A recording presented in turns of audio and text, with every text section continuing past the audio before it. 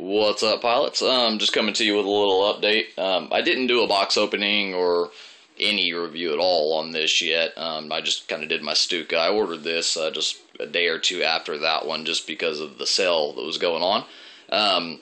But this is the just another fun little foamy take out to the field and play around with. This is the AT-6 Texan. Really nice plane.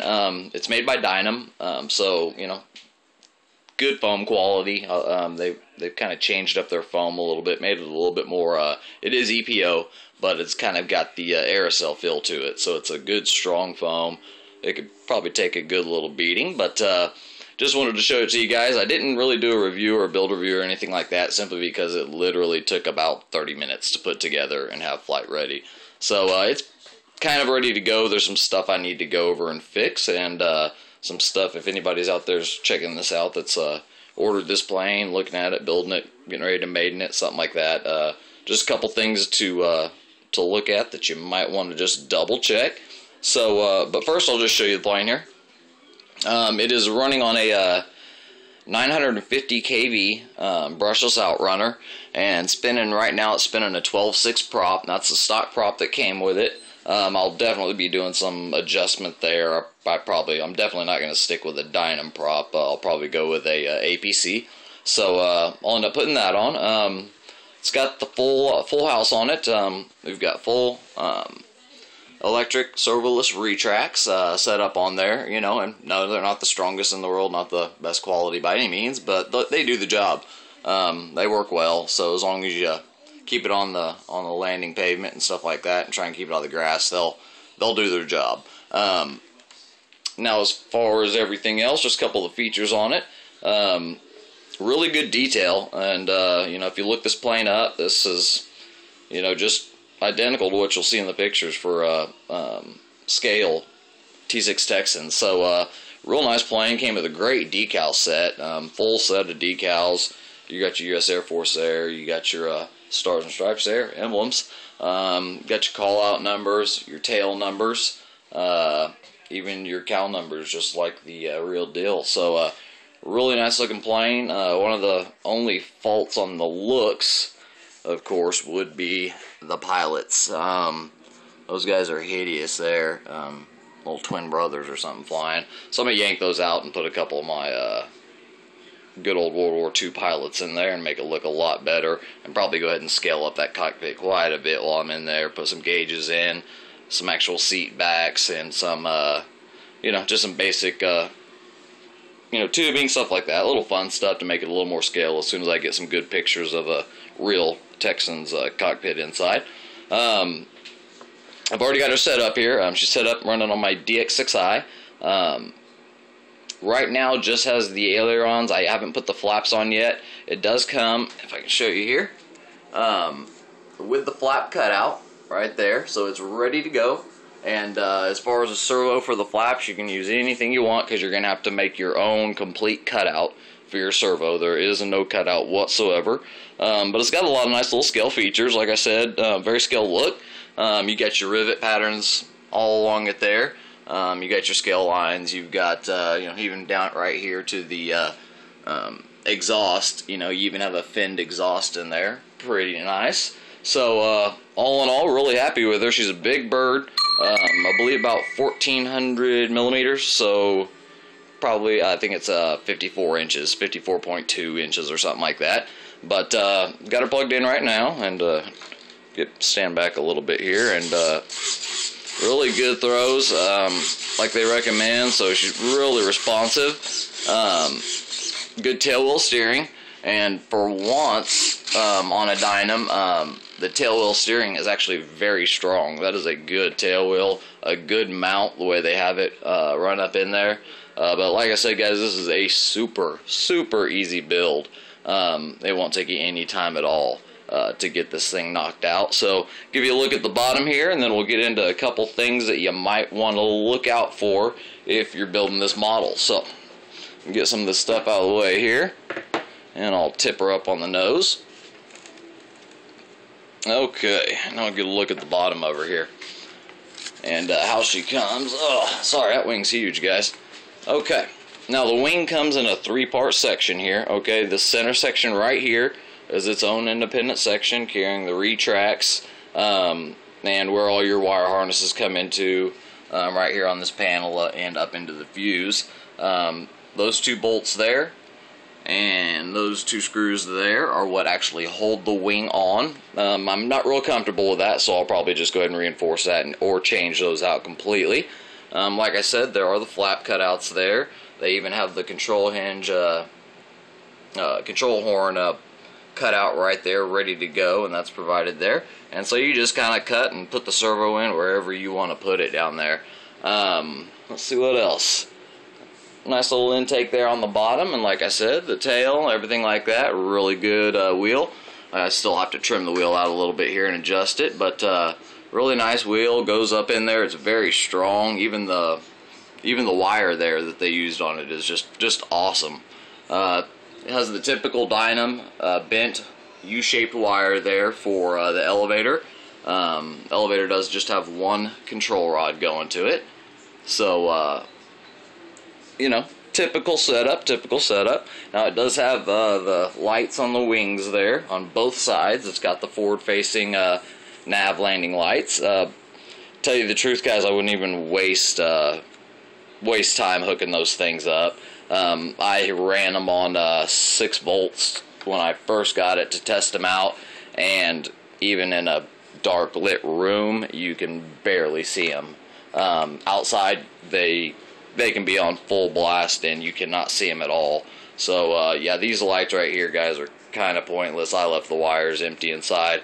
I've got some other LEDs that are super bright, and since I will be running an external BEC unit on this with an external BEC LiPo pack, simply because of the retracts. You can get into a lot of problems with retracts, those servoless ones that, you know, if they bind up a little bit, they can draw enough amperage to cause you some problems, so I want to avoid that. Now, we're going to get into a couple little problems with this model. Well, things I don't like, but there's a couple that are very important, guys.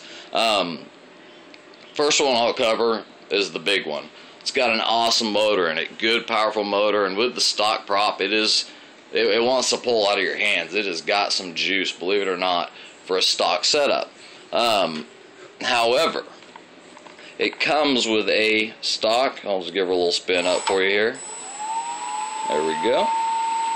It comes with a stock Dynam, which is Dynam, 30 amp speed control.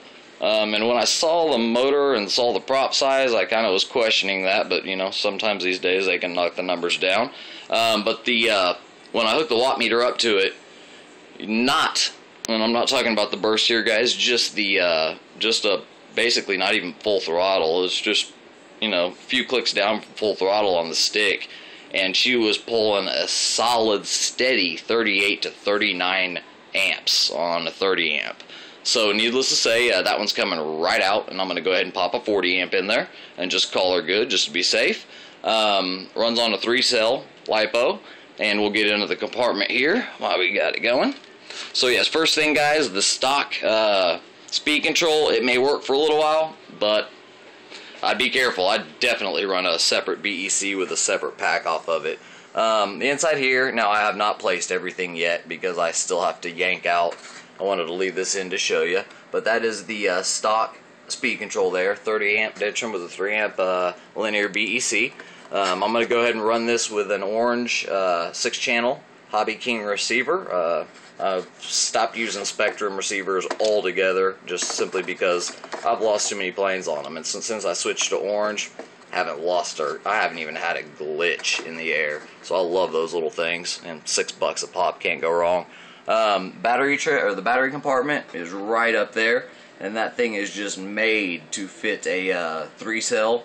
Right now I've got a 3-cell 2650 in there, 4080C burst, so it fits that great. Fits a normal 2200 great, and you'll notice it's kind of open. You might be wondering, well, how does that thing lock in there? Really, really cool little design here that they did. I like this a lot. Go ahead and show you guys here. Is the canopy, okay? Nice strong canopy. That little notch right there, okay? When you go to put the canopy on, guys, I'll try and get you in here to side view. Okay, that slides right into the battery tray, and it just locks your battery in. You do want to make sure, I'm going to find another way to keep it up in there all the way, because you do want to make sure that your battery is pushed all the way forward, as far as it can go. This thing literally balances dead even with everything up front. And that really surprised me with that motor, with that prop, that battery, speed control, everything like that. Man, it was still almost a little tail heavy. A lot of guys have to add around 5 grams of lead to the front, believe it or not, to get this thing to balance out right, while other guys don't. Why, I have no idea. Like I said, change the speed control. Servos should be okay. They're just good old Dynam, Dentrum, you know, probably 9 gram servos. I don't know, it didn't state it. So I'll go ahead and pull the prop off here for you guys and show you how to do this, because I've been reading online, guys are once again cutting hole panels into the side to get to speed controls and stuff like that, and guys, that is not necessary. There's always a way to get back in there. Okay, so take the prop off, okay, and this whole front end here just held on by rare earth magnets, so you just pull that off. Okay, and there's your motor there. Like I said, that is a 950 kV, and that is on a metal motor mount, which is always good if it's mounted properly, which this one is not. You can see right there in the back the screws, so all you need is a long Phillips head screwdriver to get back there. You take those 4 screws out, you pull, you know, the motor, and the speed control slides right out through the hole, right from the front. No need to cut any hatches into it, guys. So yeah, kind of quit doing that. You know, takes away the look of the plane. One of the big flaws, one of the first things I noticed are the 4 screws that go through are literally going through a thin piece of plastic. So I've got a piece of aluminum cut out that I'm going to mount in there, epoxy in there, and get that in nice and tight, and drill my holes through that, and I'll have my aluminum motor mount going in through to an aluminum firewall, and I'll go ahead and put down a little piece of real thin pad tape to layer that, so there is a little bit of a buffer between the metal motor mount and the metal firewall. You don't really want that metal on metal. So I'm going to go ahead and do that. It's going to be one of the first things after the speed control change. Engine, I'm really impressed with the engine. I like it a lot. And, you know, I think it has potential to possibly even go 4-cell. I don't know. I'm going to have to play around with some more numbers and see what happens. But yeah, couldn't be happier with her. She's a nice bird, real nice bird, and for the price, guys, I mean, this is a big boy to take out to the field for the price. And I mean, I think it was, oh, don't quote me on this, but like 109 or something like that. So you know, not gonna break the bank there on this one. But really happy. The only other thing you kind of got to tweak and fix here is, for some reason, and if this will focus in right here on the hatch, guys, you can see the hatch magnet right here. Okay, for some reason they buried it into the foam. Okay, so right here, and ignore that circle magnet, underneath that circle magnet is just another small square magnet that is basically just flush. So when you put the hatch on, it does not click or even connect at all. So what I did was I just got a round rare earth magnet that I had there, and went ahead and placed it on the hatch, put the hatch on right about where I wanted it. Okay, pulled it off, marked everything up, and I epoxied the magnet to the fuselage. That away, I don't have to worry about it being on the hatch, stuff like that. And now, strong click. I mean, I can lift the plane up now. Oh, it was stuck on my box back there, sorry. Lift the plane up now with the hatch, so it's got a nice strong hatch now. But yeah, really proud. I mean, really like it. Really good looking plane. Like I said, I mean, you cannot get an easier to build plane than this. I was actually disappointed by that. I mean, you know, ARFs, I don't really like them anyways. I like kits, but an ARF that you can build in 20-25 minutes, that's just gets a little boring. Now, the only other thing that I would really look out for, and I left this all here for the video, are your control horns and all that kind of mess here. It's a typical Dynam here. Let me get that in focus for you. It's the old, I call them the suicide screws, because lots of planes are lost on these things. I don't care how much Loctite you use. So those will be coming straight off, and you know, I don't know if they left enough wire for my Z-bend pliers to get a good bend in there. If not, I'll just replace the whole control horn with or the whole control rod with brand new control rods all the way around. And guys, they did that on the both ailerons. They also did it back here on the rudder. Use that same style. I hate these things. I mean, they're just asking for trouble. And of course, obviously on the elevator as well. So, you know, really good throw control. One thing about her is the rudder on this thing is functional. And I mean, you can tabletop turn this thing without even twisting those wings. You can turn her with just that rudder. Which is awesome. You know, most planes don't have the best rudder control. This thing has good rudder authority. Lots of room to play with stuff here. You know, lots of room to put your flaps in. You got a ton of room inside. I mean, since the battery is parked all the way up front and the speed control gets mounted all the way up front in there, you got a whole bay to have fun with. So I'm going to put a full set of nav lights on it, and I'm just got some pictures downloaded to see. I make sure I get my nav lights in the proper locations. But yeah, awesome little plane, guys. Great plane for the money. Awesome motor, and like I said, you know, I was really surprised when I found out the prop size she's pushing. But that's probably why I'm drawing more amps than a 30 amp speed control. But that's what they provide you with, so you got to be careful on that. So I'm going to go with an APC. That's what I prefer anyways. But for now, I have a master air screw here, and this is an 11/7 master air screw compared to the 12/6. So I'm going to give that a shot and see what she pulls with the 30 amps still before I change it out, and just see what the numbers are, and I'll post that in the comments, and you know, see how she does. But really like her, really nice plane. Unfortunately, Dynam, they do not know how to pack a plane in a box. The fuselage was in, you know, just sitting in the box with a cardboard cutout over it. There was no foam whatsoever, no padding whatsoever, no bubble wrap, nothing. So, you know, she came with her little fair share of pre-hanger rash there. But luckily, most of the big pieces, the decals, covered up perfectly. So, you know, the only thing that really kind of teed me off a little bit was right here where the elevator mounts on prior to the vertical. Nice little gouge and dent there in the silver. So I'm going to go ahead and fill that in with some Hobby Light filler and go ahead and airbrush that with the silver. I've got the matching silver for it. But yeah, great plane. I would highly recommend it. The little tweaks and fixes that you got to do are absolutely no big deal, guys. Easy stuff. So especially considering, especially considering the time it takes to build this thing, which is 0, you know, it's kind of nice to be able to go back in and go, okay, hey, I need to work on this. So that's pretty much about it. The only problem I ran into with the wings are that they don't mention gluing them anywhere, and I read on some forums and stuff, people are like, oh, you don't need to glue them, just use the screws and everything will be fine, and that way you can take the wing off for transport. Well, yes and no. Right here, where the wing, this part of the wing connects to the center wing section, okay, that's just held on by 3 little screws there, guys. Probably about 20mm number 4 screws. I went ahead and epoxied this part of the wing on here because there's never going to be a reason you're going to need to take the wing ends off.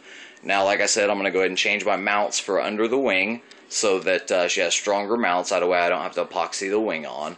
But yeah, I would definitely, guys, epoxy this section here where the other wings come in. I would definitely epoxy those together, and your choice there on what you want to do on the main wing complete. So that's pretty much it. I'll show you guys here the little retracts going before I let you go, and if I can get the nose up on her. Trying to do this with one hand, sorry guys. We'll get her up on her nose and just spin her around. That'll be the easiest way. Alright, like I said, she is a big bird. Really surprised me when I got her. So I'll hit the switch here. Really nice, fit in just like the true AT-6 Texan. Let me hit her again. There we go. So that's pretty much it, guys. Good looking bird, big bird. Should be a lot of fun. And from what I've seen online of it flying, it's definitely got the power. It's definitely got a little bit of the speed you need, so it should be a blast to fly. So hope you guys like her. Leave a comment, question, or anything like that if you're looking at getting into her, and I'll give you some more tips on things to look out for. All right, thanks, guys.